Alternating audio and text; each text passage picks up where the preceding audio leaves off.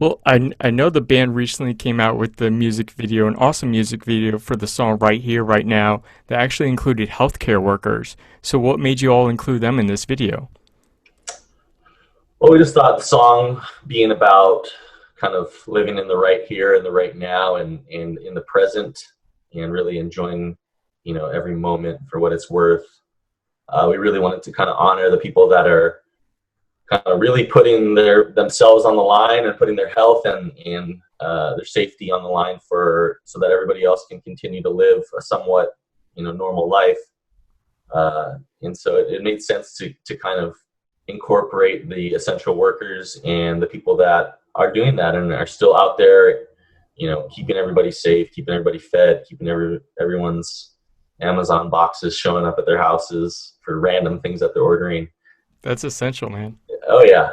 So yeah, I mean that's what it was, and we just felt like it all made sense. Yeah, and another way that you all have been staying connected with your fans is a podcast that I've seen that you recently started called The Uplifter. Do you want to explain what that's about for our listeners?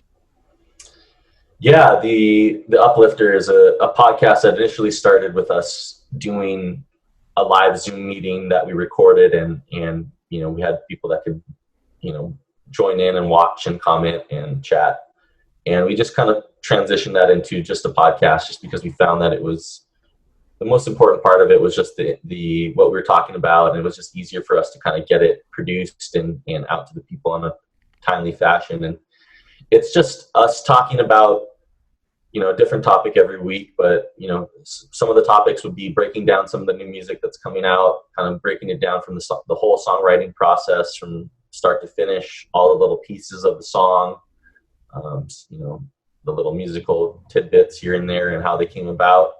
And then we'll kind of transition that into talking about random stuff about touring or the road or Yeah. funny experiences or stories. And so it's just it's just another way for us to kind of connect, and try and stay connected to our fan base while, we can't tour. That's cool. And yeah, I'm a big fan of the podcast. And I noticed on the cover art of the podcast, it includes the new logo that was used on the last album. And I saw like this logo is actually used on the Coastin album as well. So how'd you all come up for the idea for this logo?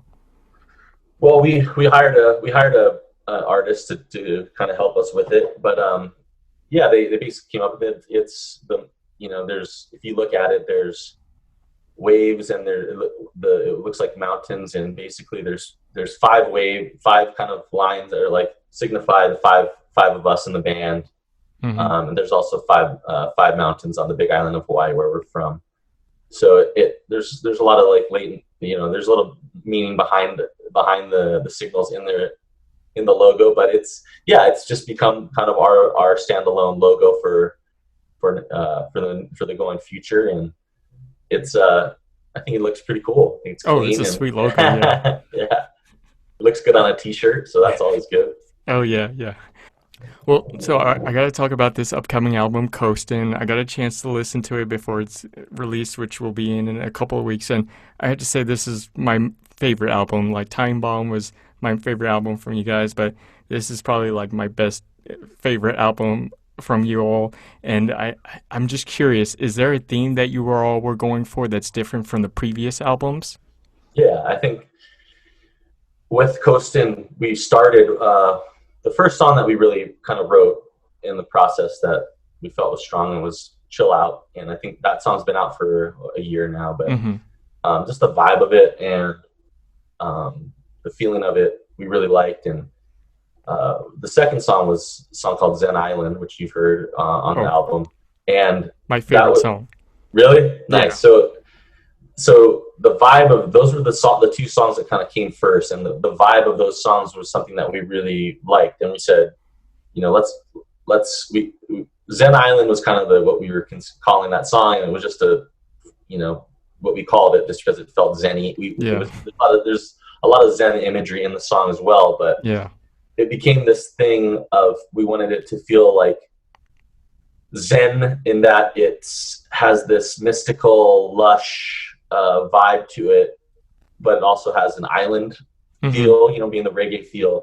Yeah. And so that was kind of the whole vibe of what we started with, and then we just kept going with that. And we just really wanted the songs to feel good, and we wanted them to give you a vibe and give you, kind of sink you into a place that made you feel something, as opposed to, writing a lot of different sounding songs and songs that are very standalone. They're kind of all over the place. The last Hmm. album was a little bit like that, just because we wrote it over such a long period of time, 2 years.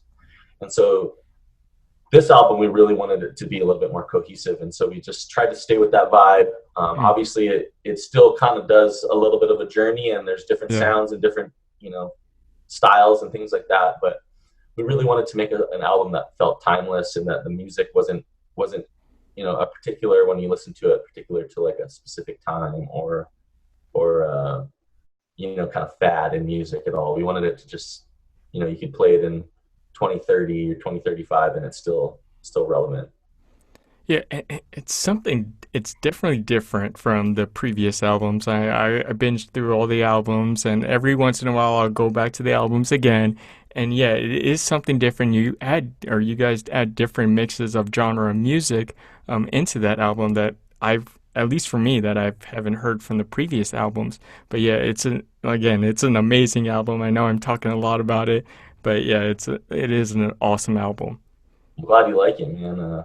That's seeing that you're a fan of the music and that you like it. That makes, that's awesome. I'm glad, because we really haven't, you being one of the first people to hear it, like, it's good to know, because we don't know what the fan base is going to think until we put it out there. I know they like the songs that are on it so far that we've released, but you give it, you never know until it's out there in the world. So it makes me feel a little bit Oh better. yeah, don't worry about this album because this album's gonna like go through the roofs, man. Nice, nice. Well, so after this album drops, what's the plan for the band next? Well, we're kind of talking about it right now. We're trying to figure that out. I think we have a plan to tour next year. Hopefully, things are figured out a little bit more by then. We do have a plan to go on tour, so we're kind of just figuring out how that's going to look, with the Mm-hmm. how that's going to be for us. We're trying to figure out ways. We're planning on doing a live stream Oh, nice. on July 9th, hopefully before the album release, so that we can play some of the new songs live. People can kind of get a taste for us playing live again, even if Yeah. it's just a live stream. And then I think I mean, to be honest, if we have all this time off, we'll probably start writing again, and just try to keep the flow of songwriting and music coming.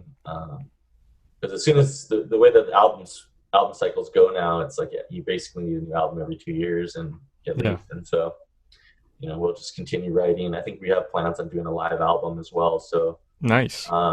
yeah, a lot of just keep the music flowing, keep the creativity coming, and really don't, this is not use it as much as a vacation, but just keep working, keep Yeah. staying on it.